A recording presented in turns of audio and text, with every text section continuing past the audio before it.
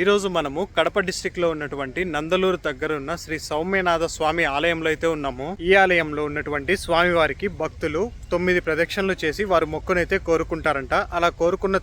అలా మొక్కును కోరుకున్న తర్వాత చాలా తొందరగా అతి తక్కువ సమయంలో ఆ కోరిక అయితే తీరుతుందంట. ఈ విధంగా కోరుకున్న మొక్కులు వాళ్ళ కోరికలు తీరిన తర్వాత భక్తులైతే ఈ ఆలయానికి మరలా వచ్చి 108 ప్రదక్షిణలు చేసి స్వామి వారికి కృతజ్ఞత తెలిపి వెళ్తారంట. ఇప్పుడు మనం ఈ టెంపుల్ ని ఎలా చేరుకోవాలి, ఇక్కడ చరిత్ర ఏంటి అనే విషయాన్ని అయితే ఒక్కసారి మనం క్లియర్ గా చూద్దాం. ఇప్పుడు మనం చూస్తున్నటువంటి ఈ ఆలయం పేరు శ్రీ సౌమ్యనాథ స్వామి దేవస్థానము. కడప డిస్ట్రిక్ట్ లో ఉన్నటువంటి నందలూరు దగ్గర అయితే ఉంటుంది. ఆలయం చేరుకోవడానికి కడప బస్ స్టాండ్ నుండి తిరుపతికి వెళ్లే బస్ ఎక్కినట్లయితే 40 కిలోమీటర్ల జర్నీ తర్వాత నందలూరు అనే గ్రామం అయితే వస్తుంది. కనిపిస్తున్నటువంటి ఈ ఆర్చ్ నుండి 1 కిలోమీటర్ డిస్టెన్స్ అయితే ఉంటుంది టెంపుల్ కి. ఆటోస్ అయితే కంటిన్యూస్ గా వెళ్తూ ఉంటాయి. ఒక్క పర్సన్ కి 20 రూపీస్ టికెట్ అయితే చార్జ్ చేస్తున్నారు. ఈ టెంపుల్ యొక్క టైమింగ్స్ ఒక్కసారి మనం చూసినట్లయితే ఉదయం 6 గంటల నుండి మధ్యాహ్నం 1 గంట వరకు ఓపెన్ లో ఉంటుంది. మధ్యాహ్నం 1 గంటకి క్లోజ్ చేసినటువంటి గుడిని తిరిగి సాయంత్రం 4 గంటలకి ఓపెన్ చేస్తున్నారు. ఇప్పుడు మనం ఈ ఆలయం లోపలికి వెళ్లి ఆలయాన్ని చూస్తూ ఆలయం యొక్క చరిత్రనైతే చూసి తెలుసుకుందాం. దక్షిణ భారతదేశంలో ఉన్నటువంటి ఎన్నో సుప్రసిద్ధ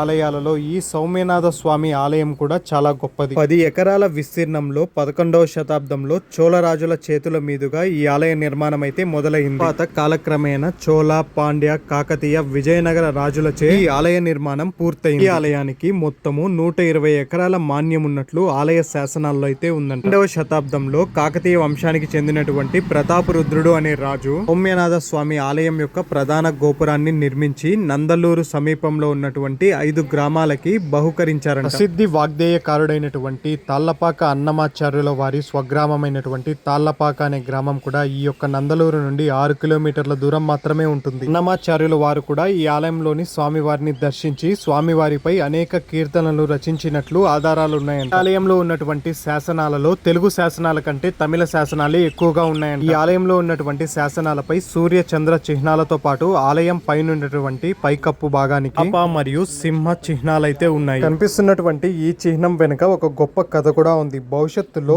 ఎత్తున వరదలు వచ్చి ఈ ఆలయాన్ని ముంచెత్తినప్పుడు ఉన్న ఈ చాపకు కూడా ప్రాణం వచ్చి ఆ వరదలో కలిసిపోతుందనేది ఇక్కడ భక్తుల యొక్క నమ్మకం. ఆలయానికి ఒక పెద్ద కోనేరు కూడా ఉంది. ఆ కోనేరులో బ్రహ్మోత్సవాల సమయాలలో స్వామివారికి తెప్పోత్సవాన్ని నిర్వహిస్తారు. ఈ ఆలయానికి శనివార సమయాలలో భక్తుల రద్దీ అయితే ఎక్కువగా ఉంటుంది. ఈ ఆలయంలో ఉన్న స్వామివారికి 9 ప్రదక్షిణలు చేసి భక్తులు వారి మొక్కును కోరుకున్నట్లయితే అతి తక్కువ కాలంలో ఆ కోరిక నెరవేరుతుందని ఇక్కడ భక్తుల యొక్క విశ్వాసం. కోరికలు తీరిన తర్వాత 108 ప్రదక్షిణలు చేసి స్వామివారికి కృతజ్ఞత భక్తులైతే చెప్పుకుంటూ ఉంటారు. తెలుసుకున్నారుగా కడప డిస్టిక్ దగ్గర ఉన్నటువంటి నందలూరు సమీపంలో ఉన్న సౌమ్యనాథ స్వామి ఆలయం యొక్క చరిత్రని మరియు విశిష్టతను. టెంపుల్ గురించి మీరు ఫస్ట్ టైం వింటున్నట్లయితే మరియు చూస్తున్నట్లయితే మన ఛానల్ ని లైక్ చేసి సబ్స్క్రైబ్ అయితే చేసుకోండి. మరొక ఇంట్రెస్టింగ్ వీడియోతో అయితే మళ్ళీ మీ ముందుకైతే వస్తాను. Thank you for watching Garuda vlog 7 videos.